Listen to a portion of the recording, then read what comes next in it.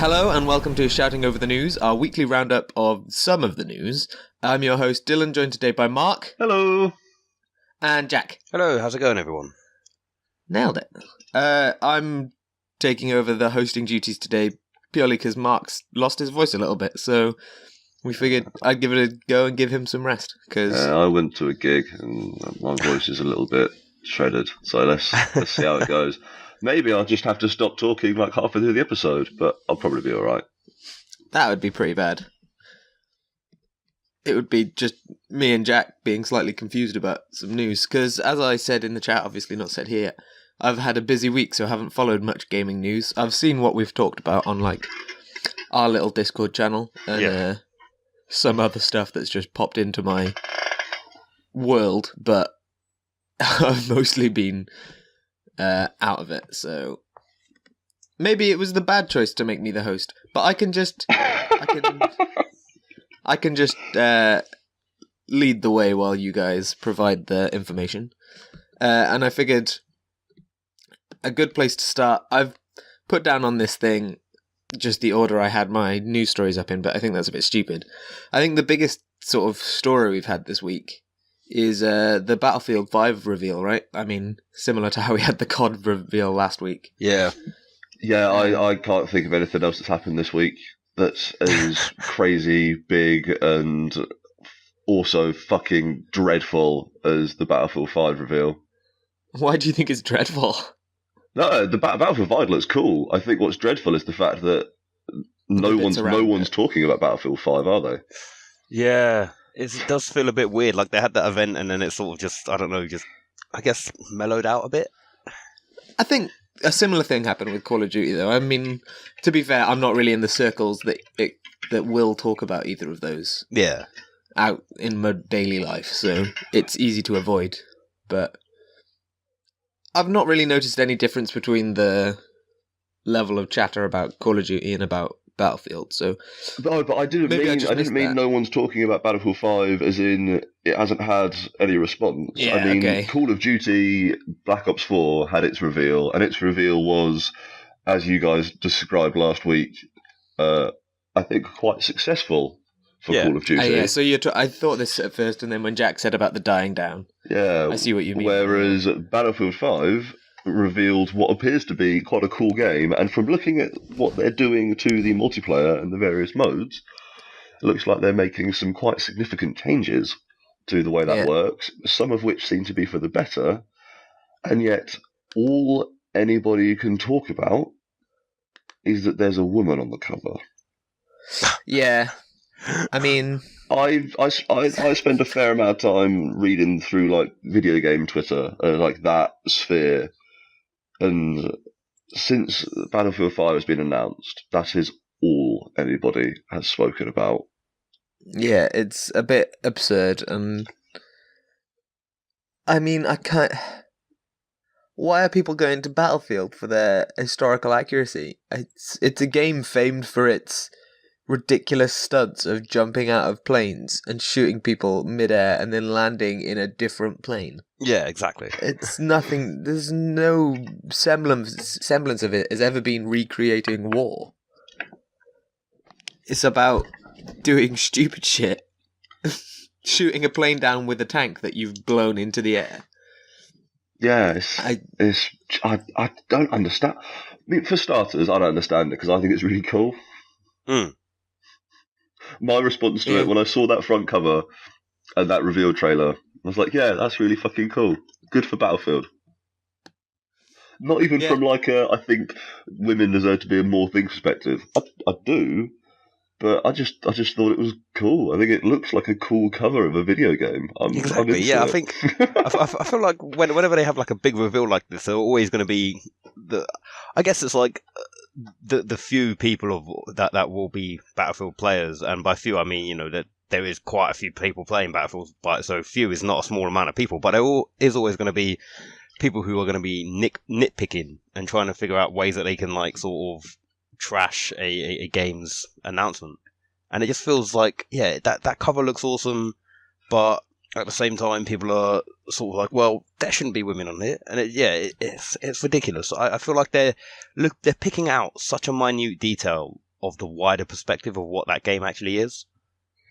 Yeah, it's because I saw like not on video game Twitter but on like Reddit, so equivalent levels of terrible people. Yeah, that's about right. And when I saw I think I just saw a GIF at first, the first thing I saw of it, and it's that bit at the end of the trailer where the woman comes in and smashes that dude's head in. Yeah. And I remember one of the first comments being like commenting on how like the historical inaccuracy, and I honestly straight off my first thought was, yeah, she's got a really advanced prosthetic for someone in World War II, doesn't she? And then it's like, oh no, you're talking about the fact that it's a woman. Fuck. Like I've seen the discourse about it start to shift as well, and like now the knee-jerk reactionaries who are just like the most neckbeard, are starting to be pushed into the background. The new wave of hatred about women is like, yeah, but like I don't mind women fighting in World War II because that was a thing. But a woman, a frontline British soldier being a woman, that's ridiculous. Yeah. They could have at least made her a Norwegian resistance fighter. What? Really? This is this is your battle line. This is the line you're going to draw in this argument. What the fuck does that even mean? I guess it's just easier for them to go for this whole historical inaccuracy thing by acknowledging, because if they just went, oh, woman in World War II, well, how ridiculous, you'd get all the people coming out being like, here's all these women who fought in World War II, so they have to be like, specifically British women. They belong at home fixing our cars. Which nowadays, they'd probably react badly to that. But yeah, it's just this ridiculous thing, isn't it? And obviously it's like almost all games in this genre, the main character is gonna, or like these main characters are gonna be some sort of special situation, right? So it's gonna be in the story, if this woman is a story character, unless she's just a multiplayer customized thing, it looks like gonna be something she's going to be part of their campaign, doesn't it? Yeah, exactly. And it's probably going to be like, she's just the best woman ever, so she's in the war. And it'll be something ridiculous like that, but it'll be obviously be a special circumstance, right? And these games have always done this. It's always someone sort of out of place. And that's what makes them interesting. Yeah. And it just now happens to be a woman in World War II instead of whatever they've done in all the other ones. Yeah, I mean, I guess as far as like, so obviously there is like disregarding all of that, looking at the gameplay and what it is and what we've seen so far, and granted it's not much, it does look like a quite a cool game. I think in terms of going back to World War II, I feel like it's an okay move for them. I'm happy that they didn't call it something like Battlefield World War II like we've seen with Call of Duty, because I think Call of Duty actually made like I don't know what they were doing with it, and the fact that this game is actually going to be going through some of the lesser known conflicts, or at least some of the ones that perhaps people aren't too familiar with in the World War is going to be great as well, because I feel like, again, Call of Duty World War II did not do that. It jumped you into the game in 1944 and you were playing as Americans, and that was just a massive, look, we won the war, we are Americans, blah, blah, blah. I feel like this is good from Battlefield to go and say, look, we're going to be jumping you into, I don't know, this Norwegian campaign. You're going to go into the Arctic Circle and do the battles up there, and maybe go across to Africa. They've specified where they're doing it, haven't they? They're doing I can't quite remember where what the specified ones are, but I think it's good. I think it's good. I think it's like Rotterdam, Africa. It's a bunch of European places. It's nowhere. Yeah. It's nowhere super exciting, which is what I thought was a bit strange. And I mean, it makes sense because the war was fought in a specific place, or like a specific generalized area, I guess. I heard, and the amount of coverage you got to sort of stick there. Sorry, go ahead. Yeah, I was just going to say, I heard an interview with one of the developers saying like, yeah, we're not going to do D-Day, everyone's done the Normandy landings. We're going to look at some things that you haven't seen. And so, yeah, and then I saw something else as well saying they're going to look at some earlier conflict as well. So it may even be that it's a lot of time spent sort of pre the US involvement in World War II and looking at the European fronts before that happened. Yeah. Which is cool, Which right? would be cool. Yeah. Yeah. Because World War II first-person shooters haven't done that as often. That is not a setting that's been like the Western Front from D-Day as they then pushed through France and into Berlin has been done more times than possibly any other video game setting. So taking some time to go and look at parts of World War II that aren't northern France, war-torn Paris, and German fields could be sweet, I think. At least that's what I think. It makes it a worthwhile game to make as well, doesn't it? Because I think that's what a lot of people worry about when you get a new World War II game. Is just that why are you doing this? There's so many of them. But if they are focusing on doing things that haven't really been covered before, yeah, and hopefully, that means they can still make them interesting. Because at some point you think there are so many World War II games. If these things haven't been covered, is that for a reason? Yeah, but I can't imagine it is because obviously it is, but I can't imagine it's because they're not interesting. It's just that there's so much fucking stuff that happened in World War II. Yeah, I mean, I don't know if this was mentioned during the reveal event, but I've certainly seen some news about it. They're making Battlefield 1943, one of their World War II shooters, is now backwards compatible on Xbox One. Cool. So I think that's a good move, to come out with that announcement and then say, look, we've also got this as backwards compatible now. Yeah, because people get that hype up before it comes out. I bet there's probably a bunch of people jumping on it right now being like, yeah, man, this looks pretty cool, because from what I remember from playing that game, at the time, it looked amazing. I don't know if it will still hold up at the moment. Oh, it definitely won't. I saw a screenshot from, I think it was Bad Company the other day, and that looks it looks janky, even though it was at the time looked great. Yeah, right? I think it's a good move from them. It's probably one of the most obvious moves that they could have done to try and get, like you say, Dylan, try and get people hyped up about a new Battlefield game based in World War II. Let's just release one of the ones that we released ages ago that is also set in World War II, and let's also make it backwards compatible now. So yeah, that's cool. It's a good move, I think. Oh, sorry about that. Yeah, I mean, this is not the first time people have done this as well, right? Remember, was it the Fallout 4 release? They're going, we're making Fallout 4. It's going to come out. Also, here's Fallout 3, backwards compatible.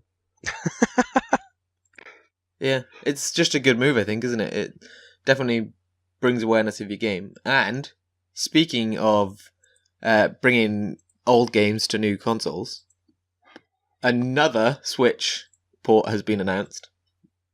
Everything's better on the Switch, mate. Yeah. This is kind of a weird port, though. It's this Resident Evil 7 they're bringing to the Switch. So I found this really interesting. I thought this was a great idea, but I can understand why there seems to be some some, I don't know, concern about it. So what they're doing, instead of you're not getting the actual game on your console. It's basically this. So there's this other. So you're streaming from their own servers, essentially, right? Yeah. Yeah, so Capcom is playing Resident Evil 7 on one of their computers in Japan, and then and then you're watching. Yeah, but also I guess you are still playing it, so you're sending commands back the other way too. So it's this cloud version, which I think is cool because it means you can make the game require more than the Switch is capable of. So there's sort of concerns with the fact that it's the Switch is kind of meant to be a portable console, right? So that's the advantage of having these ports on it. But with something you have to stream, you're going to have a stable internet connection somewhere. And that somewhere is likely to be your home, because maybe you could do it on like 4G on your phone, but not necessarily. So I think it's a good proof of concept that might not necessarily work perfectly this first time. But with like the next step of mobile data being 5G, you're definitely going to be able to do that kind of stuff on that, because 5G is basically faster than a lot of people's Wi-Fi anyway. So I think it's a good sort of, you're showing that this kind of thing can be done.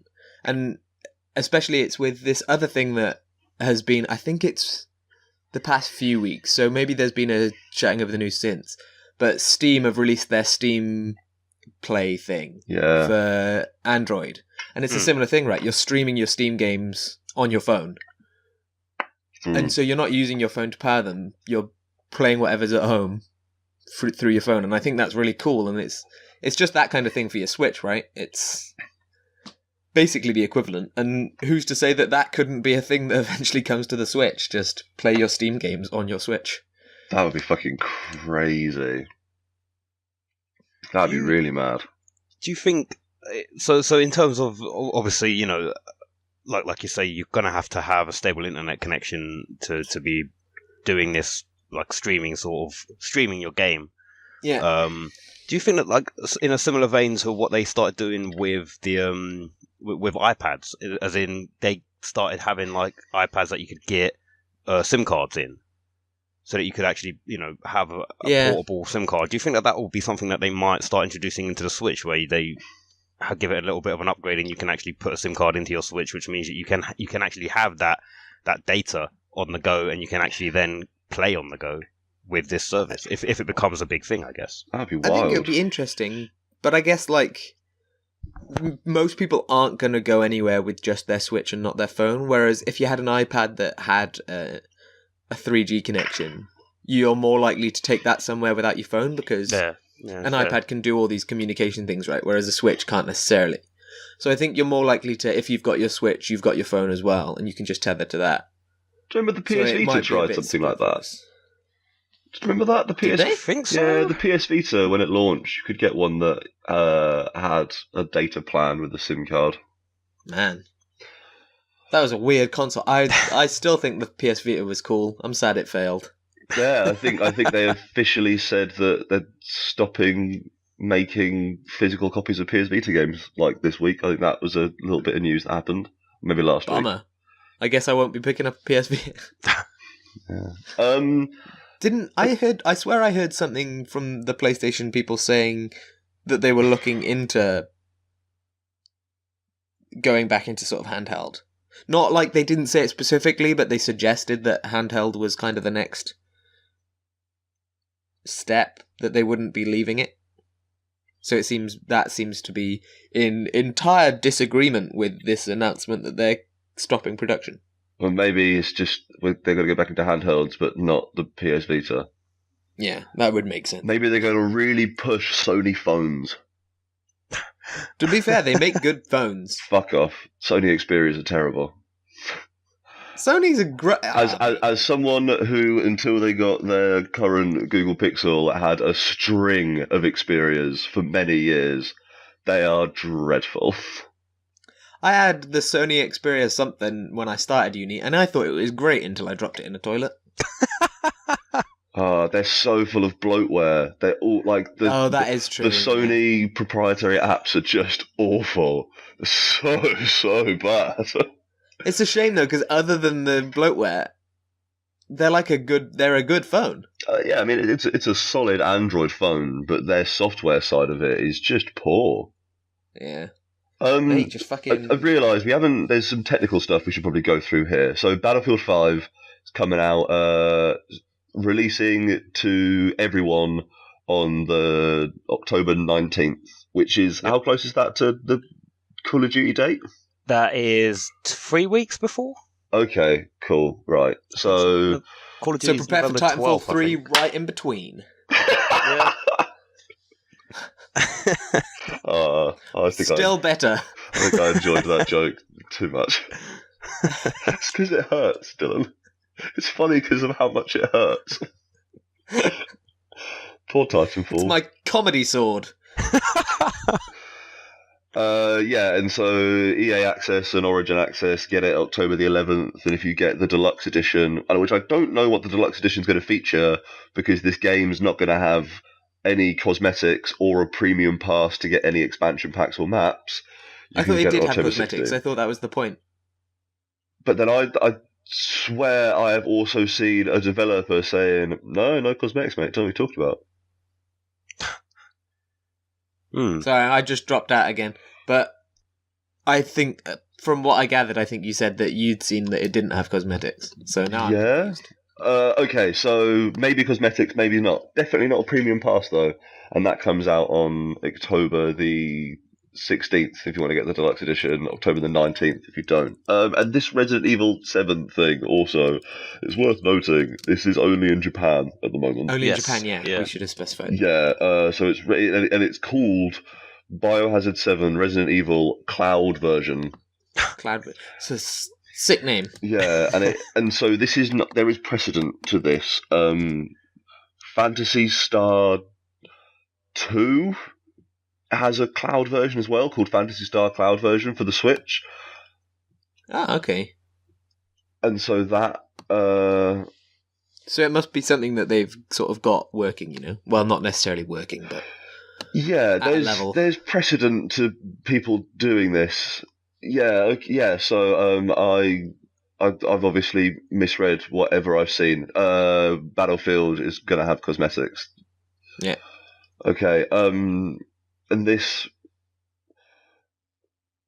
So the thing is, with these cloud versions is, the latency on it is a fucker, because obviously, you know, PlayStation has a cloud thing that you can like run on your PC. Yeah, like Xbox has the same thing as well. Yeah, so I think it's like called PlayStation Now. I don't know what the Xbox one is called. Probably like Xbox Connect or something. Wait, no, that's a thing. Shit. And you're a proponent of the Kinect as well. How have you forgotten about how much you love the Kinect, Dylan? I've not even. It's still in its box. Kinect. It's the original Alexa, and fuck Amazon. Microsoft deserve all the credit. I didn't expect that to be the tact you took with that, but yeah, shit, all right, dude. That's the only reason really the only way I use my Kinect was to control my Xbox. I'd just be like, Xbox on, play Netflix, and watch the entirety of Always Sunny again. Could you tell it to play It's Always Sunny, or did you have to then use a controller to get that bit? I think you could, maybe. That sounds alright. I can't remember now, though, because it's just been in its box for so long. Because back before Alexa came out, I was like, oh, wait, I've just got a camera looking at me all the time. Maybe I shouldn't. And now that's what everybody's talking about. I'm ahead of the curve on the paranoia, so... Should have just put some tape over it. Yeah, I did consider it. That's what my mum does with her iPad. And it's not like anybody uses the camera on a Kinect for anything anymore. Yeah. Apart from to see how warm you are. It's an infrared camera, right? Yeah, I think so. Yeah. They're checking out all your hot bits. Oh, they love my warmth, baby. But yeah, I don't know. That seems fucking mad.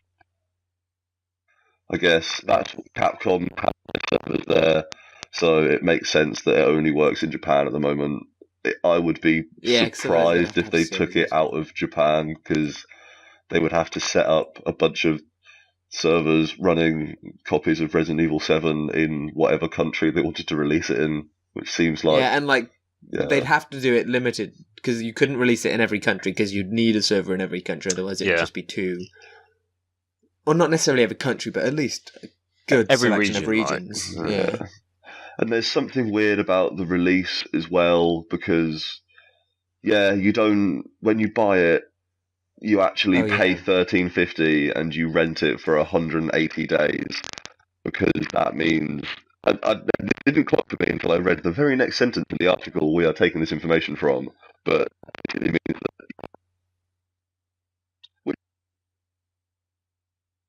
My understanding is it's not a long game. You can pay your $13.50 again, which still means that you're getting Resident Evil 7 for a year for like 27 quid, which is pretty solid. But yeah, it basically also means that once nobody's renting it anymore, and everyone like paying for the servers. And it's think it's a fascinating experiment. It seems like the kind of thing that, since they're doing it this renting way, may end up being something that ends up being more like the Xbox Game Pass or like Nintendo's sort of retro game thing. If they just start hosting a selection of games on a server, you can play those for your subscription, and then they change them every so often, right? Because then people aren't really going to stop playing, so they don't need to shut down the servers. But people will keep paying and will have a reason to keep paying because there's new games being hosted on this server. Yeah, I mean, that is literally PlayStation Now, right? You set up, you pay a recurring fee, and you get access to ever-growing and changing catalogue of PlayStation games, and you can play them on whatever you want to play them on. Yeah. I think it's cool. I want to see how it goes, I guess. I hope it goes well. I think it's a cool idea. Yeah. And yeah, let's see. But I mean, I guess we might not actually hear much of it because it's only going to be in Japan. So that is also true. But another weird Japanese Switch occurrence. Not weird, really, at all. They're releasing this new bundle that just doesn't have the dock and a few other things. So you just get the Switch, the Joy-Cons, and the Joy-Con straps for 185 quid. So that's actually pretty good. It's okay. I mean, I guess it would be like that's probably. Oh, I mean, it's definitely aimed at more of the people who want to game on the go and don't really have much time to sit down at home and play the Switch on their TV. And I think it's a very interesting idea because also there's been a lot there's been third party companies releasing those charging docks now for your Switch so that you can actually have it in the sort of tabletop mode but also be charging it at the same time. Yes, I have seen that. Haven't I? I think I've also seen that a lot of those third-party docks will blow your Switch up. Oh, really? Okay. Yeah. The weirdest part though is this new bundle doesn't appear to come with like the charger or the HDMI cable or anything. And I can guess like the HDMI cable I guess makes sense. If you're not getting the dock, you're probably just not going to use it on a TV. Yeah. But surely you need the charger, right? Well, it's USB-C. Is what it charges off. Like that is what the port in the dock is. So I'm guessing that like a tacit admission on their part of saying that you can just plug USB-C chargers into it. It must be, right? Because I've definitely heard some horror stories about third-party docks damaging switches in horrible ways. But this seems like them saying that you can just get a phone charger or whatever and plug it in. I don't know. Yeah. It's pretty weird. I guess we'll see. But it's first time as well I found out that the standard bundle is only 220 quid in Japan, so goddamn. Like, I nearly bought one because it had been reduced to like $275 the other day, and I was like, that's such a good deal. I did buy one because it was reduced. Shit, dude. But, oh man, I don't know. It's I guess it's sort of it doesn't really tell us much about how it's going on here because they're doing this in Japan, but I guess it shows how the Switch is being used, at least in Japan, right? It's just people on trains using it, I guess. Yeah, if it warrants the release of just the portable version, clearly that's what they're seeing being done. And yeah, it's just people on trains. It's a good place to use your Switch, isn't it? Mm. But again, we'll see if maybe that moves over here. What time are we on? We've been going half an hour. Do we want to go with a few more news stories, or should we wrap it up here? A lot of the big ones. I think we should probably finish off with the sad one, right? Oh yeah. Do you want to go for that? Yeah.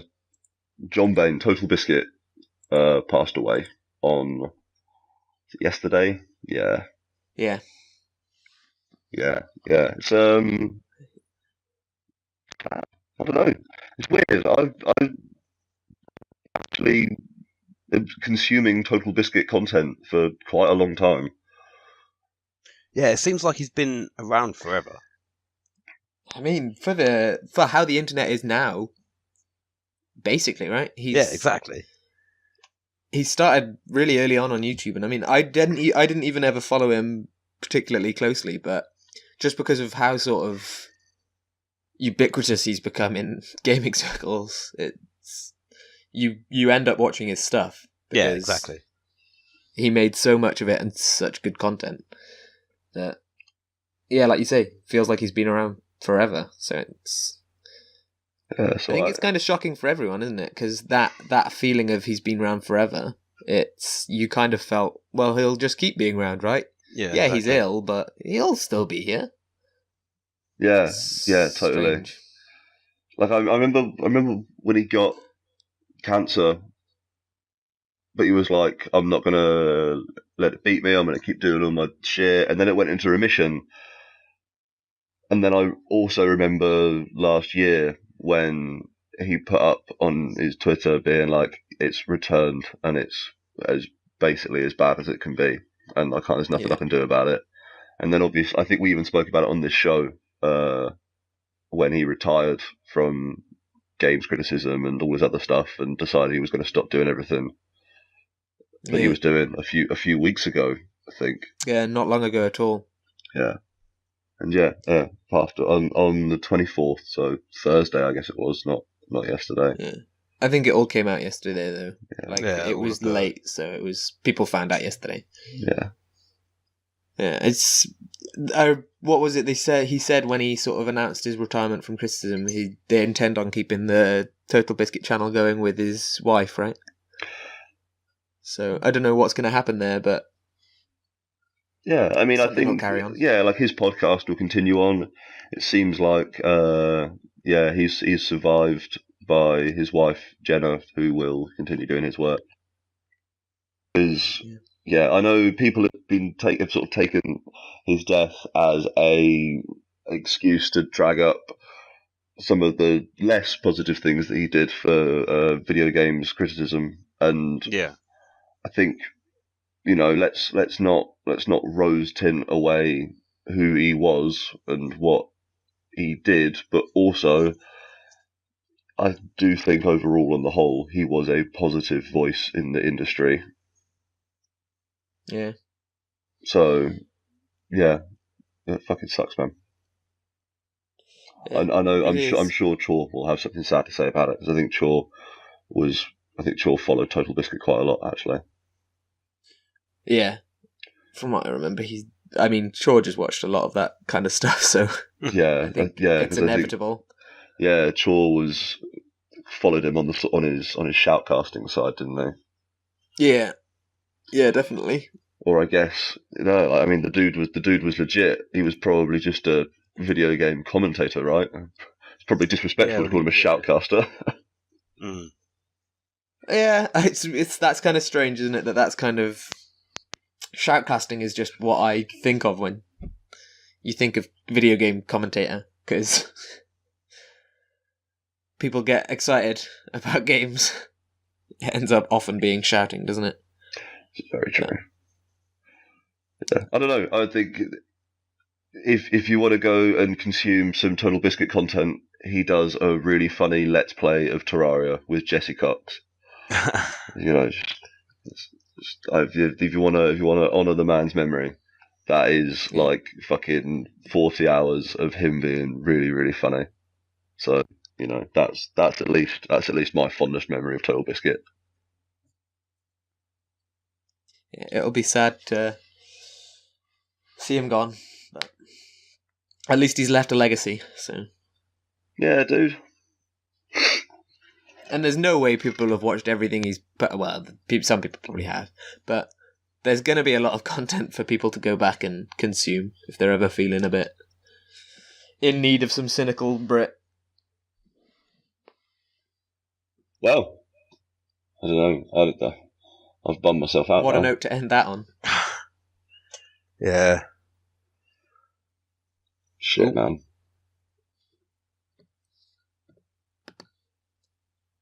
Oh, hey, they're remastering Yakuza 3, 4, and 5 and putting them on the PlayStation 4. That's pretty good. Yeah, I saw that. I wasn't really a big fan of. I say I wasn't a big fan. I guess I'd never really got into the Yakuza games. I guess it's probably a better way of putting it. But I mean, it's good. I mean, what they're releasing a new one this year? Is it coming out later this year? Or they just released it? Did they? I think Yakuza 6 came out earlier this year in English. Yeah. But I don't know. I think I'm on the very, very last chapter of Yakuza 0. Okay. After having to keep going back to it and then falling away from it because I'm playing fucking Doom and other shit. And then I've got their remake of Yakuza 1 they put out called Yakuza Kiwami. And I'm going to get started on that because Yakuza 0 is really cool and I'm into Yakuza Kiwami. And they're going to bring out Yakuza Kiwami 2 in the UK. That's been confirmed. And so now I was thinking like, well, I'm going to have to find a way to get hold of 3, 4, and 5. But the thing is, they're you can get 4 and 5 on the PS3 store, but you can't get 3 on the PS3 store, and like copies of it in the wild are like wildly expensive. It's like 35 quid or something. Oh man. For like almost 10-year-old PlayStation 3 game at this point. But Must be a pretty good game then. Yeah, dude. Well, I don't know. I'm super. I think those first 2 Yakuza games, which were originally on the PlayStation 2, my understanding is they are rough as fuck to go back to. But I don't know. I'm glad they're going to bring them all out to PS4 because that means that you'll be able to get every single Yakuza game on the PlayStation 4. And I might get a little collection going because I've enjoyed the fuck out of them so far. They are very silly in a way that I'm super into. Yeah, from what you've told me about them, they sound completely absurd, and I love it. They're so good. They're fucking. It shouldn't be surprising that a Japanese crime drama that's played out in a video game is anime as fuck, but it is anime as fuck. What is it with the thing that I like now because of what you've shown me of it? Whenever Yakuza gets brought up, all I can think of is that fucking chicken scene that you sent me, and like it's the basically the only association I have of Yakuza in my head. That's about and right. I kind of love that. Yeah. So Yakuza is 50% you bowling to get a turkey, and then they just hand you a chicken, and the chicken's called Nugget. And it's 50% you and your like sworn oath brother removing your shirt and suit jacket in one movement of your arm to become shirtless and then beating dudes up. It sounds perfect. That is basically the 2 things it does. It's either incredibly overdramatic men fighting shirtless in the street, or just incomprehensible bullshit about chickens. It's great. It's really great. I'm glad there's more of it coming to us then. Me too. Right, shall we talk about... There's one thing we've not mentioned yet, which I think sounds really cool. Yeah, go on. Let's close out our selected news stories. Yes, let's do that. So this is the Shadow of War has got a new expansion coming out, and they are focusing now. So it's a £16 expansion, so it's quite a big one. It's kind of like sort of, that's I guess that's a usual price, but it seems quite large, right? So you're following a guy called Baranor, I think it is. I don't want to get it wrong. Baranor sounds like a Lord of the Rings name. I'll back that. Yeah. So this is called Desolation of Mordor, and Baranor doesn't have all these powers of Talion, so you don't come back to life. So basically, they've just made a roguelike. And it sounds cool as shit, because the aim is to finish the game. And they give you, like, speed, like how fast you did it, all this kind of stuff. But there's certain things that stay unlocked. So, like, you can get permanent upgrades by doing certain things, which, one thing that, maybe the only reason I think this sounds great, you can get a grappling hook. It's Shadow of Mordor with a grappling hook. So, how could it not be the best thing ever? Oh, you're such a slave to the hook, man. It's just too good. It's the ultimate tool. But it's you play through. I think from what I've read and tried to establish is the campaign missions you only have to play once, and then other than that, you can just skip them. So it's like semi-roguelike, because you don't have to do the campaign after the first time, but you play through to the end and see how well you did, unlocking certain things, so like upgrades for your grappling hook or your bow, but then other things such as, what have they said here that you do lose? It is stuff like conquering outposts, hiring mercenaries, amassing your army, and unlocking branches of your skill tree are lost every time you die. So it's basically developing sort of your character. You don't get each time, but then certain tools you get to keep, because otherwise that'd just be tedious going back to the same place to get the same tool every time. And I guess it makes it like, in terms of replayability, it makes it very nicely, because I guess you'd go through like some of the mission or some of the bits in that game, and then you'd find that maybe this combination of skills on your skill tree isn't working, so you die, and then you come back to it and you're like, wait a minute, okay, maybe if I try unlocking these skills and then doing it this way, it might work out, and you might actually progress forward in the game as well. And it's even if like maybe your skill tree did work, but you want to do a fucking poison run or whatever. Yeah. I think it sounds cool. Yeah, it seems like a fun idea, and it kind of makes me want to buy Shadow of War just so I can play. I don't even really want to play Shadow of War, because from what I've heard, it's just a bit shit. But it makes me want to play Desolation of Mordor, and I'll have to buy Shadow of War to do that. So it's some good advertising. It seems wild. Like, it's fucking brave as well for them to take the Nemesis system out of it, I thought.